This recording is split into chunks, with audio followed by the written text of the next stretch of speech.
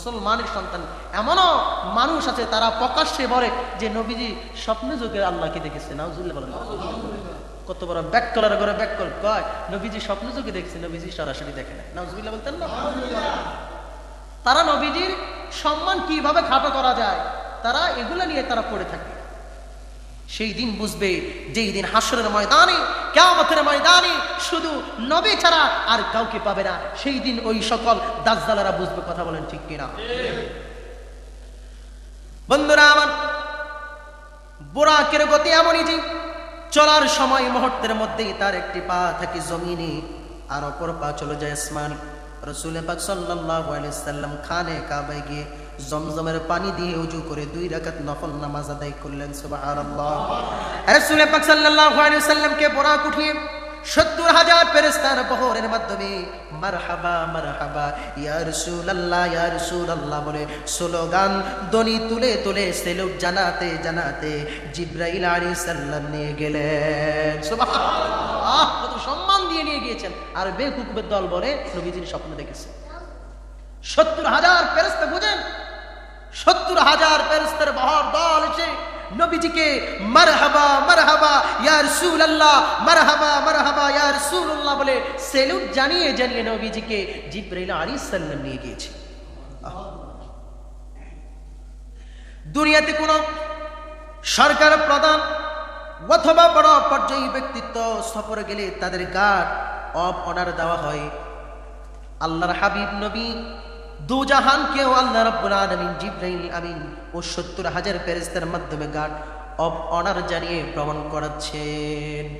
আল্লাহ রাব্বুল আলামিনের 80,000 মাখলুক আর 58,000 আলম সবই আল্লাহ রাব্বুল আলামিন পাক সাল্লাল্লাহু আলাইহি সাল্লাম নূর মুবারকতে সৃষ্টি করেছেন। সুবহানাল্লাহ।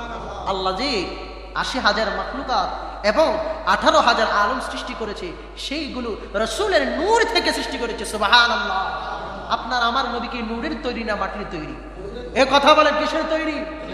যদি কেউ মাটির তৈরি বলেন তাদের সাথে আপনি প্রশ্নের জবাব দিতে পারবেন যে আমার রাসূল হলেন নূরের তৈরি। কিভাবে?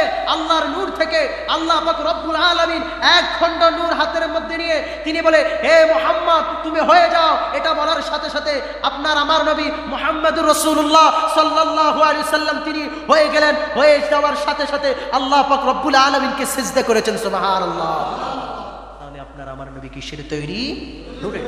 হয়তো আল্লাহ পাক রব্বুল আলামিন মানব সুরতে মা আমেনার গর্ভ থেকে দুনিয়ার মধ্যে পাঠিয়েছেন। তাহলে কি নবীকে আমার মতো আপনার মতো মানুষ বলা যাবে?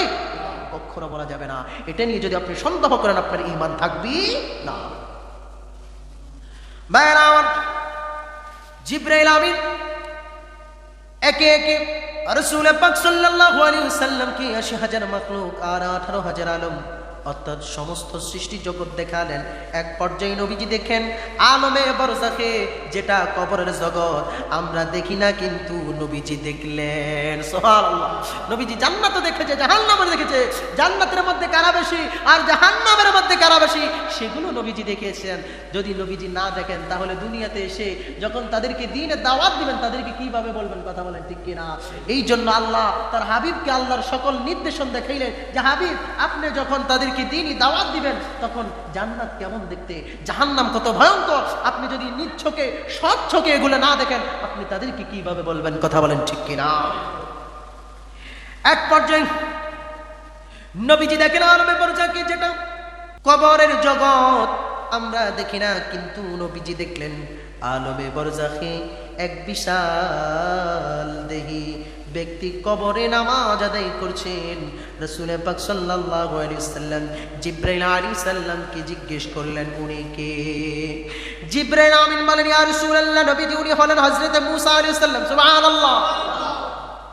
নবীজি যখন আলমে বারজাখে অর্থাৎ কবরের জগতে গেলেন, এই ভাইরা আমার কথা শুনেন, বিরক্ত লাগে? আপনাদের কি বিরক্ত লাগে?